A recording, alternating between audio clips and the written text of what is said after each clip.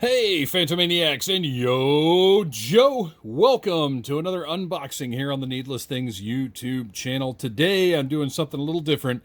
I visited a great toy store called Second Chance Toys and Collectibles in Marietta, Georgia.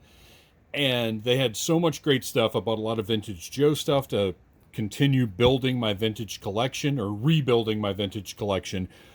And they had a number of Vintage Joes mint on card, and I decided that I had to get one to open here on the Needless Things YouTube channel. Now, I didn't want to get anything that was too rare.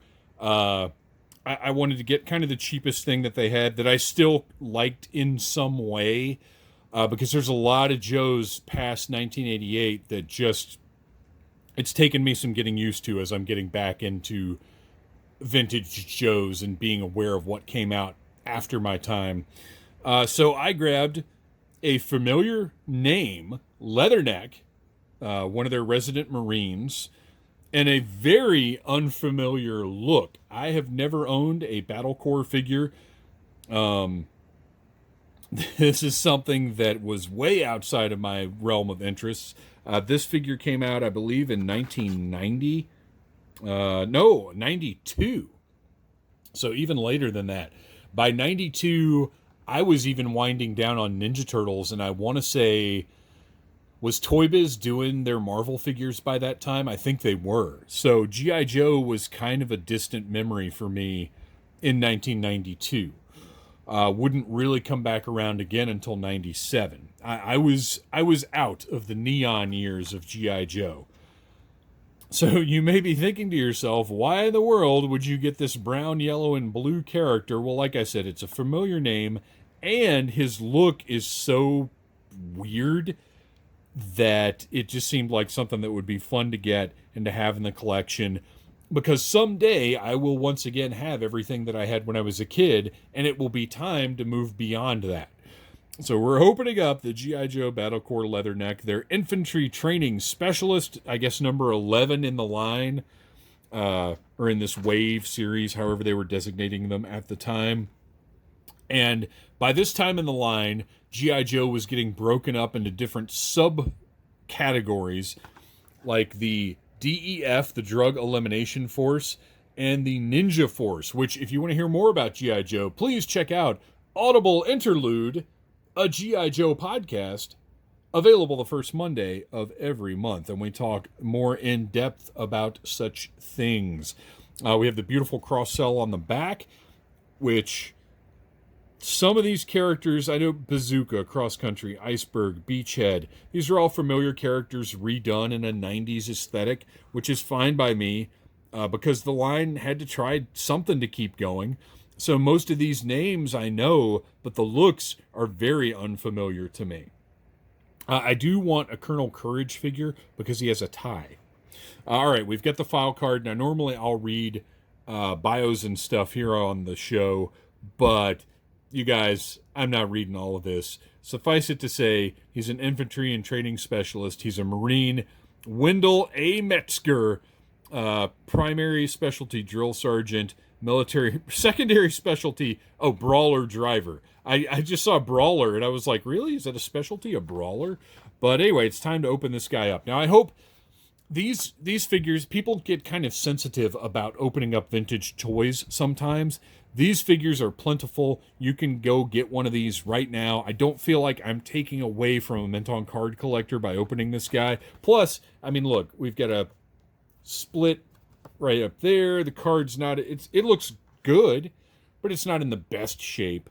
I would have no reason to want it. It's got a couple of nubs over here. You know, Ripple Rocket Shoots. This is a family show, guy. Let's tone it down. So anyway, let's pop this guy open. I've never before opened a 1992 G.I. Joe action figure, so this is going to be fun. Peels right off of the card there. Not too bad. Oh, I did kind of destroy the instructions, though. I didn't realize there were instructions back there for how to shoot his ripple rocket. Remove all pieces from plastic frames. If you have difficulty, use safety scissors. Fit figure onto battle stand. That's right, it is a battle stand, not a foot stand. Insert missile into barrel and lock in place to fire, press trigger. All right, good enough. I think I probably could have figured that out without instructions, but if I'd been a child in 1992, perhaps I would have been grateful for that.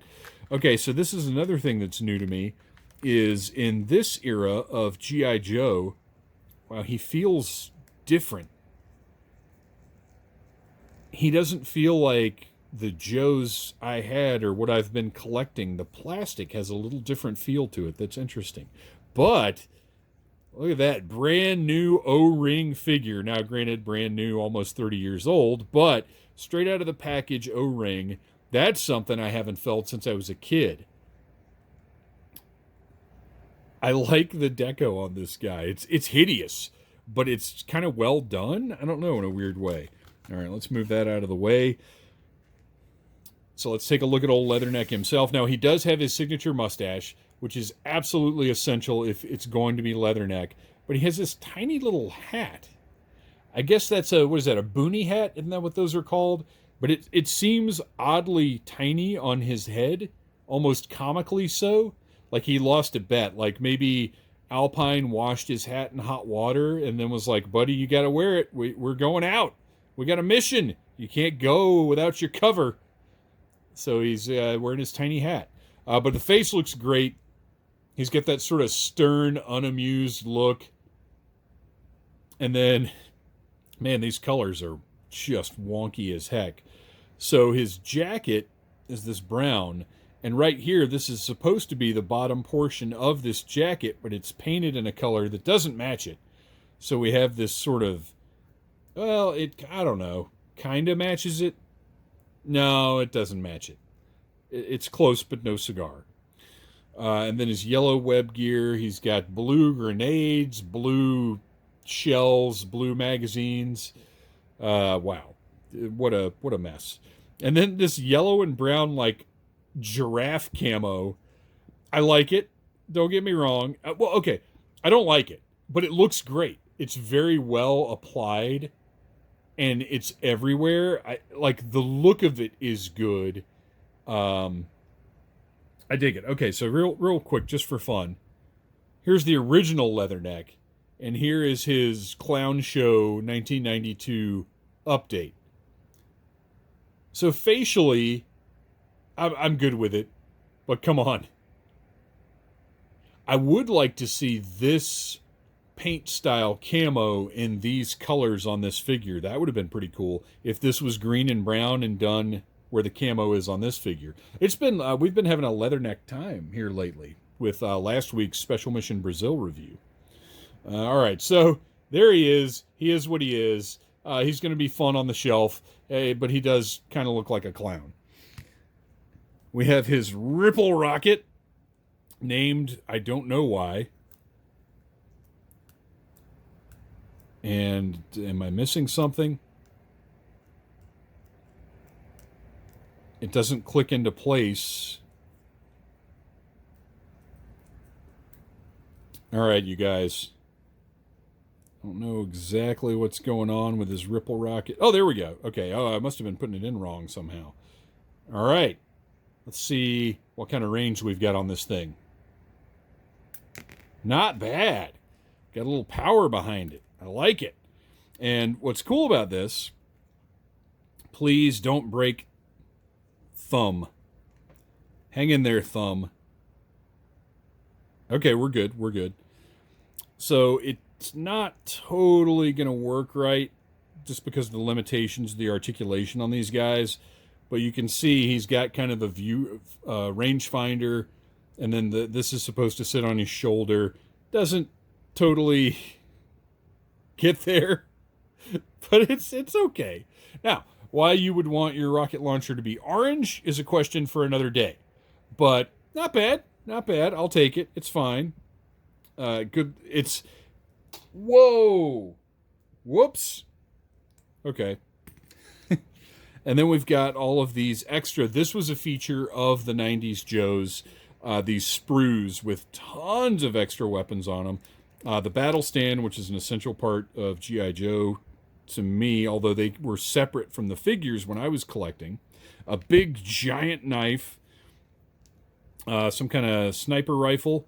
These are coming out really easily, and they're not leaving, the burrs that they leave are not too bad at all. This is not a bad method for just putting tons of extra weapons in with these guys. I had kind of seeing these over the past few years. I kind of poo-pooed them a little bit because I figured they'd be kind of cheap and crummy once you get them out of the sprues. But I gotta say, like, that's giant, but it looks good. Lots of detail. The burrs where it pulled away are not even noticeable. Let's see how he looks with this huge gun in his hand. Oh, that's not bad. That's not bad. I think some of my 82 to 87 Joes have pistols of similar ridiculousness. But I actually quite like this sniper rifle. Or just scoped rifle. I'm not sure what this is supposed to be, but it looks cool. I like it. I'm not going to force anything here. That went in just fine. And what's cool is these are a little softer plastic than the guns that I had. So there's a little, you can bend them a little bit to get them into the right position for these guys to hold them. I kind of dig that. And then we've got this crazy looking thing, which also looks cool, but I don't see me using it. Those magazines are just too...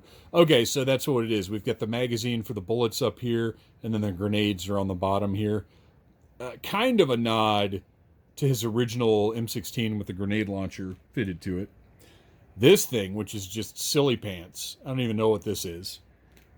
And then a gigantic knife, because why wouldn't a Marine have a gigantic knife? So I guess for my promo photo, while this is probably how I will display him on the shelf, I think I kind of have to throw his giant silly rocket launcher in, which, by the way, that missile or rocket, the Ripple rocket, is long gone. Baby, that is across the Phantom Zone. I'm going to have to go searching for that thing. But right here, I think that's our shot of Leatherneck from 1992 Battle Corps. Thanks for humoring me with this one, you guys. I had fun opening it. I would love to do more Vintage Joes at some point. This guy is silly, but I like him. Thanks for watching. Check out Audible Interlude, a G.I. Joe podcast. And like, subscribe, share, tell your friends about needless things. Yo, Joe! Smash that like button if you like needless things.